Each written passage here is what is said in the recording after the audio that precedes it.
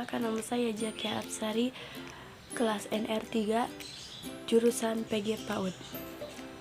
Di sini saya akan menjelaskan tahap-tahap perkembangan menurut Jean Piaget. Kognitif adalah sebuah istilah yang digunakan oleh psikolog untuk menjelaskan semua aktivitas mental yang berhubungan dengan persepsi, pikiran, ingatan, dan pengolahan informasi yang memungkinkan seseorang memperoleh pengetahuan atau memecahkan. Tahap-tahap perkembangan kognitif menurut Jean Piaget. Piaget meyakini bahwa perkembangan kognitif terjadi dalam 4 tahapan, yaitu sensori motor, praoperasional, operasional konkret, dan operasional formal.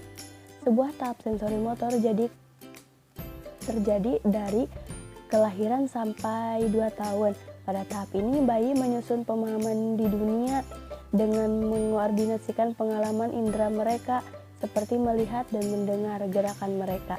Oleh karena itu, disebut sebagai sensori motor. Pencapaian kognitif yang penting usia bayi adalah permanensi objek, yaitu pemahaman objek dan kejadian terus-menerus meskipun objek dan kejadian itu tidak dapat dilihat, didengar, atau disentuh. Menjelang aksi sensori motor periode, anak bisa membedakan antara dirinya dunia di sekitar dan menyadari bahwa objek tetap ada dari waktu ke waktu. Yang ke-1, tahap praoperasional dari usia 2-7 tahun. Pada tahap ini, anak lebih egosentris dan intuitif.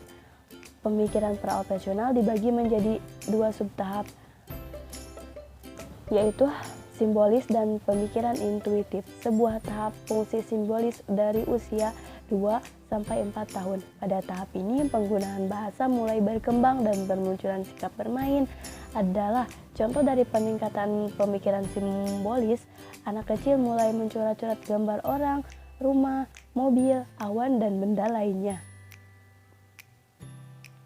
Pemikiran praoperasional ini masih mengandung 2 keterbatasan, egosentris dan animisme. Egosentris adalah ketidakmauan untuk membedakan antara perspektif sendiri dengan perspektif orang lain. Sedangkan animisme adalah kepercayaan bahwa objek tak bernyawa punya kualitas kehidupan dan bergerak. Contoh, pohon itu mendorong daun dan gugur. Yang kedua, tahap pemikiran intuitif dari usia 4-7 tahun. Disebut tahap pemikiran karena mereka mengatakan bahwa mereka tahu sesuatu tetapi mereka tidak menggunakan pemikiran rasional. Tahap praoperasional ini menunjukkan karakteristik pemikiran yang disebut sentralis, yaitu pemokusan atau pemusatan perhatian pada satu fakta dengan mengabaikan karakteristik lainnya. Pusat perhatian tampak jelas dalam sedikit konstruksi dari anak, yaitu ide bahwa beberapa karakteristik dari objek tersebut tetap meski mereka objek berubah penampilannya. Contoh, orang dewasa tahu bahwa volume air akan tetap sama meski dia dimasukkan ke dalam wadah yang bentuknya berlainan.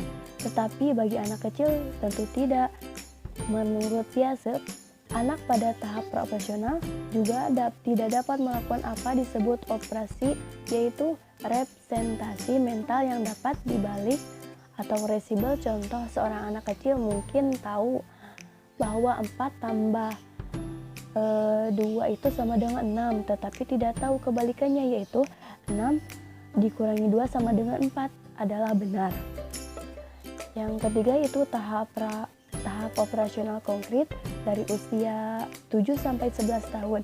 Pemikiran operasional konkret mencakup penggunaan operasi penalaran logika matematika mengandikan penalaran intuitif tetapi hanya dalam situasi konkret. Pada tahap ini, anak secara mental bisa melakukan sesuatu yang sebelumnya hanya bisa mereka lakukan secara fisik, dan mereka dapat membalikan operasi konkret ini. Misalnya ada 2 lempung berbentuk bola dan ukurannya sama, kemudian bola lempung tersebut menjadi bentuk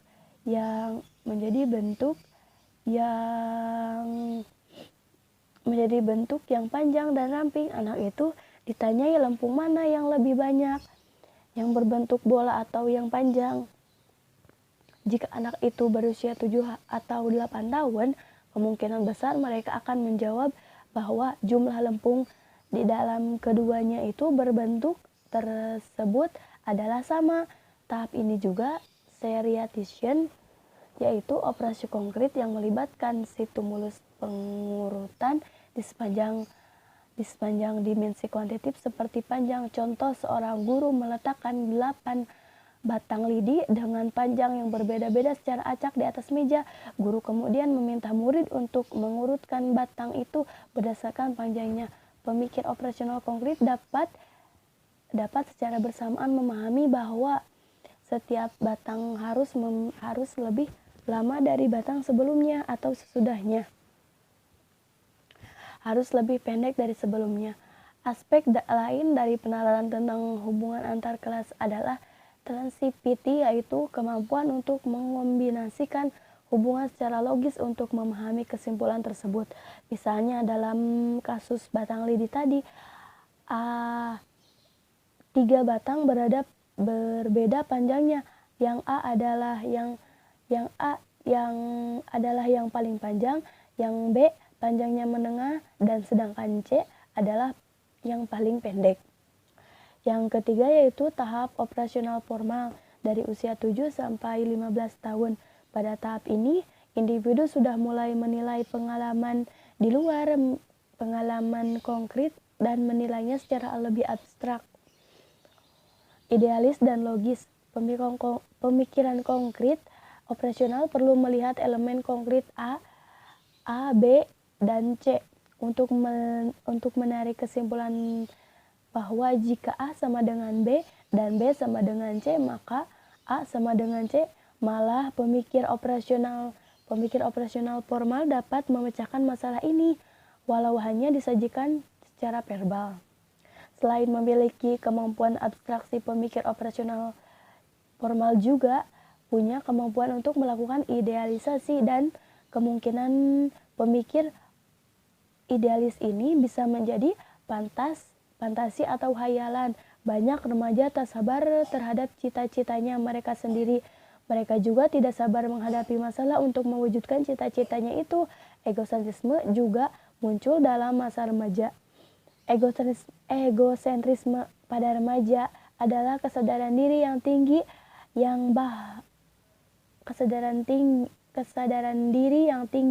yang keyakinannya dalam keyakinan bahwa orang lain tertarik pada dirinya.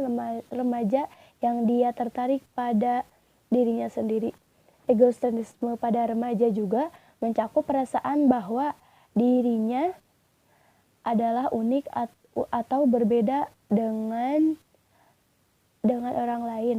Contoh, semua orang di sini melihatku karena rambutku ini tak bisa diatur. Lalu dia lari ke ruang rias untuk menyemprotkan hairspray. Hambatan dari perkembangan kognitif adalah stimulasi dan perkembangan psikologis dilihat dari fisik. Pada beberapa bulan pertama dari kelahiran, aspek yang memegang peranan penting dari bayi adalah sekitar mulutnya. Mulut bukan hanya alat untuk makan dan minum, tetapi juga alat untuk komunikasi dengan dunia luar. Bayi mendapatkan beberapa pengalaman dan rasa senang melalui sentuhan-sentuhan dengan mulutnya. Melalui interaksi dengan menggunakan alat tersebut dengan lingkungannya, bayi memperoleh pemahaman dan memahami lingkungannya. Dari pertanyaan tersebut saya memberi contoh lingkungan. Saya menemukan seorang bayi yang cacat atau kurang sempurna. Kemungkinan itu berfaktor pada ibu hamil. Kurang gizi perhatian kadang-kadang juga berpengaruh pada ibu. Contoh, ibu juga tidak bisa berbicara, itu bisa berpengaruh ke anaknya. Cukup sekian dari saya, semoga bermanfaat. Wassalamualaikum